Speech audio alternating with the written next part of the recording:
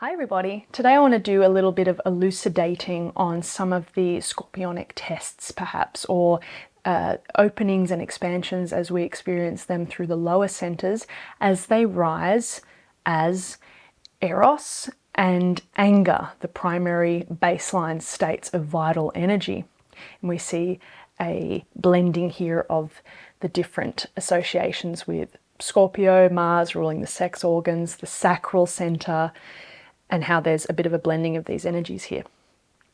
When we're working with the soul, the more mature our consciousness gets, or the more energy from that solar plane that we bring into existence, we're going to expand more into these different aspects of our being. And that's part of that descending down and the way in which the soul's trying to really gain control of the vehicle. So we meet all kinds of different aspects of our being in that. There's wounds, there's traumas, there's pains, and there's also these rising energy states as part of an activation of these instinctual energies. Now, that's part of the process, and there's a great intelligence to what the instinctual part of the human being is trying to do here, perhaps what the feminine part is trying to do. But the big problem here is that it's very easy for the ego consciousness, the personality consciousness, to become identified with these states. And just as we discussed in the Lilith video with the danger of becoming identified with an archetype, it's kind of the same thing, because what are the archetypes? They are the astral portraits of these different instinctual energies. So that can appear in more psychotic and complex states, especially if we've got a loosey-goosey ajna center, because there's a sort of rising up of the energies that filters out through here. But it can also just be as simple as you get a deep rising state of sexual energy or something that feels like an insatiable desire or something like that. And the ego wants to ride on that, and that's where you get I want. That's where, these are the tests of desire. I want to go and da-da-da-da-da. So be very careful about so-called neo-tantra teachings and various things like this out there where there's an encouragement of identification with these energies in a way where the language is something like, you're accepting your energy, and there's nothing evil about it. And of course there's nothing evil about raw states of energy, but there's just the reality of how many warped kinks and distortions we have in our own beings. And so there's nothing wrong with the raw energy per se, but when we activate our lower centers, and I'd also talked about this with my dangers on the lower chakras video, when we activate these energies, they are like, there's a really intense stream of energy through a hose, and that hose has lots of different knots in it. So there's nothing wrong with the water, but there is something that needs to be dealt with in terms of the knots. That's how we would translate that analogy.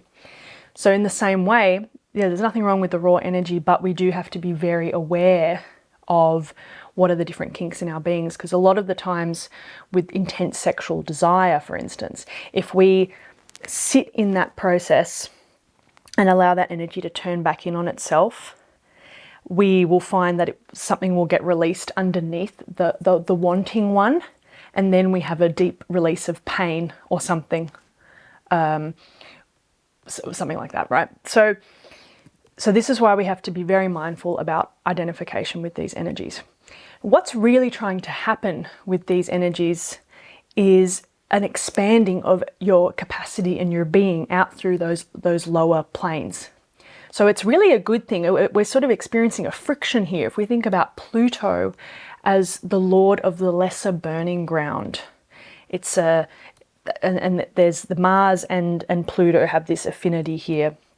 Pluto's a bit more on the exoteric plane, whereas Mars, it's a non-sacred planet, so it rules the material life more so, but it gets a bit more refined esoterically when we look at Mars and the projection of the psychic energy. So there's a combination of these different forces going on.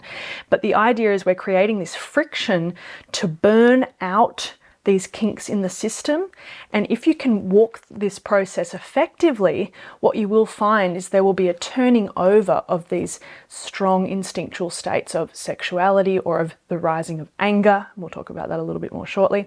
We'll turn over those energies, and it'll deepen you.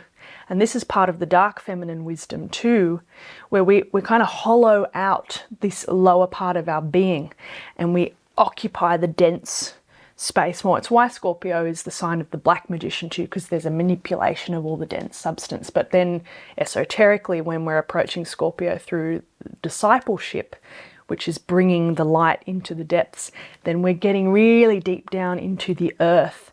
And even though Scorpio is a fixed water sign, the death upon the fixed cross, Scorpio, is seen as the death of suffocation through the heat of the earth, because we are getting down into substance and it's getting us deep into materiality here. So at a certain point, even if you're not someone who particularly finds themselves to be a very erotic or sexual person, let's say that, the Aries, Libra, Taurus, Scorpio axis a bit more, strong Uranian placements and 8th house placements, and sometimes 5th house. There's certain indicators in the chart in terms of what makes someone a bit more of an obviously sexual person, or brings the sex theme a bit more prominent into the life. Even if you're not someone who falls into that category, you will, at a certain point on the path of discipleship or working with these lower planes, experience these rises in sexual insatiability, as well as the anger. And in fact, the anger and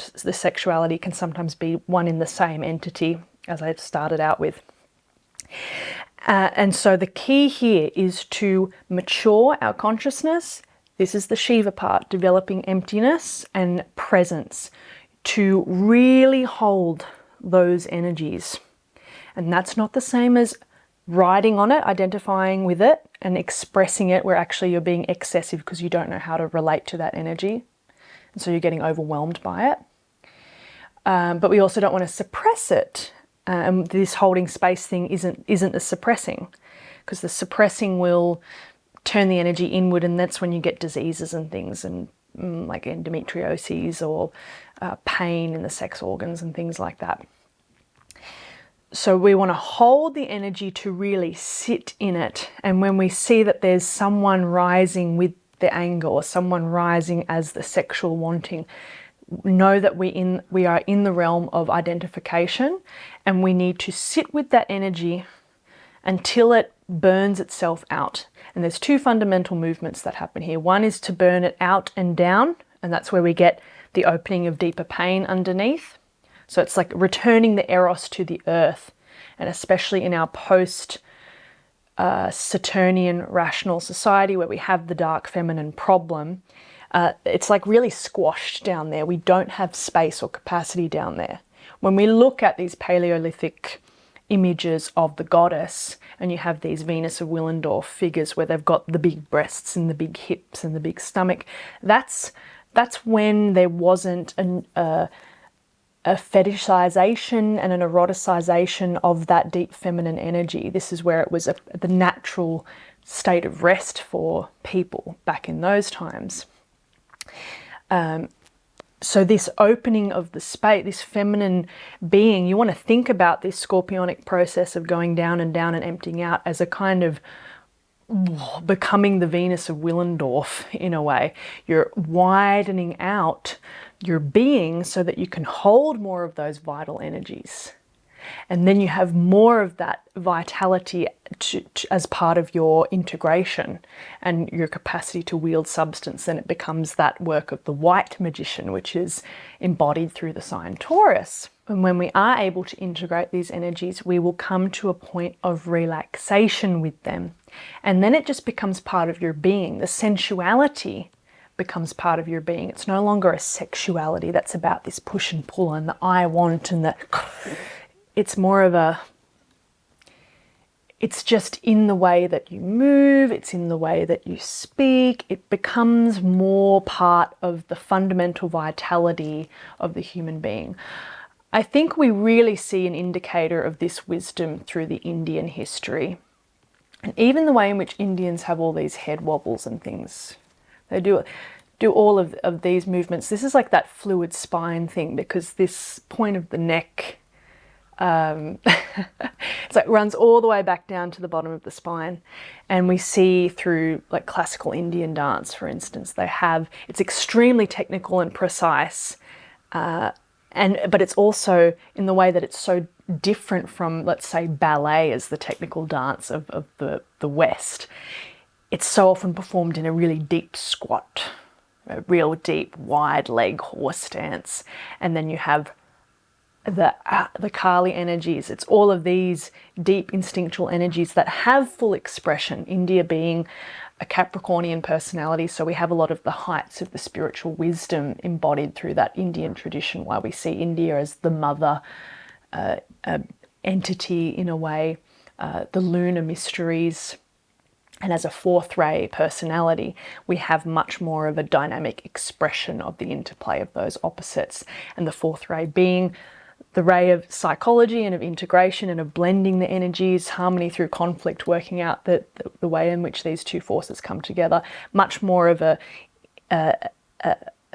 togetherness, a synthesis between those opposites that we see through the religious imagery, through the mythic imagery, through the creative arts, cultural imagery, through India as well. And that's very contrasted to a much more Western way. We think of the British being a first ray personality, being quite stiff. There's a lot of contraction around the instinctuality that happens there. So a part of coming back into relationship with these energies is to deal with the kinks that we have around them, and then to widen out and return to an integration with these different instinctual forces where they are in a blended harmony with what our consciousness is trying to do and with what love's trying to do. And this is what's dangerous, or at the very least simply false and delusional, about so many modern neo-tantric sex magic types of teachings, because the language around it is something like, embracing our sexuality in a world where we don't know how to relate to sexuality, which sounds good on the surface, but then what is actually being done or encouraged is often just that identification with the contraction of that energy. And that's just moving from being repressive to excessive, which is still, it's just two sides of the same coin. So what we will experience at some point is rising states of this sexuality, rising states of this anger and aggression, raw states of energy. And part of the function of that is to create friction, to push you out into new levels of being. So we talked about the going down and stabilizing the energy out that way. The other component to working with these energies is the transference of the sacral energy to the throat center. So I always talk about there being two fundamental directions of the transference of energy when it comes to the lower centers, and particularly the sacral center. One is the returning of the energy down, where we get the healing underneath and meeting the pain underneath the rising of these energies. So it's a return back down into what becomes, as a feminine realization, a fundamental okayness and non-dual unity with our basic state of being. That's a feminine realization. Oh, I'm okay. I'm just okay. And we need to be able to find access to that point. That is, let's say, a Cancerian, in a way, revelation. So returning back to the foundational waters where everything's just okay. Very lunar, finding home within matter and substance there, rather than these push-pulls. The other direction is up to the throat center, where we're channeling those vital energies into expression. So much of what we see through hypersexuality is a consequence of people that have a lot of creative libido but then are so disorganized. And remember that Saturn, which rules the throat center, is this principle of organization. So many of these hypersexual people have a negative father complex or a very disorganized masculine principle, which is why their creative energy can't go anywhere. So that's where you get all of this untamed energy that is filtering out in all these fragmented places. And this is where we get people who are emotionally unhinged, or all of this, or the hypersexuality and a lot of desirous energy. So it's part of that inability to come out and express. And usually that's also tied up with a lot of wounds. Let's say you weren't encouraged to follow your natural libido or your passions, or that was shut down. And so then it becomes shadowy energy, or gets reduced to its most basal, instinctual kind of expression. But really what the sexual energy is psychic libido. And so it's always trying to come out and be fully creative. But we have so many ways in which that instinctual and natural evolution into creative full expression has been kinked up and warped and twisted and twisted and twisted, and then it comes out as the sexuality or then it comes out as like really repressed, and then you get a lot of contracted illnesses and diseases, and particularly with people that get the stomach problems, or endometriosis for women is the big one. There's all kinds of things that can happen as a consequence of that. But in both cases, whether we're going down and out and healing back to okayness, or whether we're going up and out into creative expression, you are creating space through your being, creating space through the masculine principle of organizing consciousness and starting to get to that point of expressing and being able to come out into the world. And we can meet wounding there as well, because I go to express myself and then I'm going to meet the rejection, or that's where I come up against my critical energy or something like that, or the down and out through the healing, like underneath this desire for the hungry sexual instinct is this deep grief of not being loved or something like that. So wherever the energy needs to go, we need to really be conscious about that energy rising as a way to create space and to individuate your being more. It's also why Uranus is exalted in Scorpio. So we think about the complete opening up of all of that instinctual energy so that it can freely be an extension of the spirit or of the soul. That's what is really going on there. And so if we just reduce it to hypersexual behavior or scattered aggressive movements or unfocused application of energy, those are consequences of the disorganization. Those are consequences of the kinks. So we really need to tread nice and slowly and carefully, and with a very greatly increasing refinement of awareness and consciousness and the development of the precision of love in that process, to really come and bring all of these energies online together and work out where it's going. Me having had a negative father problem and a deep creative animus problem, a lot of my own energy gets stuck through the head. So chronic headaches. It's also a bit of a Gemini theme, because the Gemini problem is that of the development of mental mastery through all of that mutability and noise. But the holding back that happens in my own with my own creativity, it always lands through here. So I didn't have so many issues down in the sex organs, although there were plenty of phases of having to work with the sexual energy, but in terms of it being suppressed inward, didn't really happen down there. But it did happen up here through the head and through the throat and the jaw. And so every time having to try and open up through those layers of resistance, and I come up against what are some of the examples I gave? Criticism or a deep bending in of my own perception because there's some sort of nefarious constellation of archetypal information that's really saying, you know, you shouldn't say what you have to say, basically. So there's all kinds of those different angles that come up there. So to bring it all together, meeting these different energy states can be quite challenging, and there can be a lot, and we can create a lot of the tapas, the spiritual heat and friction, and there can be physiological symptoms in that and frustration in that, and a real abundance of creative or sexual energy and the inability to move it or express it. But if these states are starting to rise, know that it's an invitation for a new level of integration, and usually they follow an expansion of consciousness, or if you've really stepped out to try and express more or something like this, then you'll get the new layer of kinks in that system. But we do have to have a lot of presence in that process. Again, tread slowly and start. It's not about being overly self-conscious, but it is about, well, it's just being careful and cautious, which we should be when we're working with deep instinctual energies, because it's so easy for them to veer off and do weird things.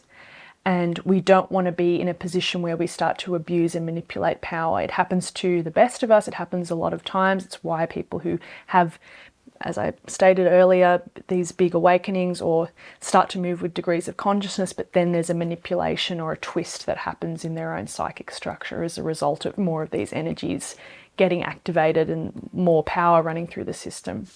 So it's a very big work, but it's a very important one, and it's where we really need to engage in that fourth ray process of integrating the opposites, particularly as a lot of this stuff brings us into feminine wisdom territory in terms of working with the feeling states and working with the instinctual states, and then the development of the mental body as that concentration faculty, as the development of the mind, and all of that, which begins to lead us into the third degree initiation territory, or at least to just overcome the great limitations in that mental problem, that in whatever way that appears for the individual. Okay, that's all for today. I will see you soon.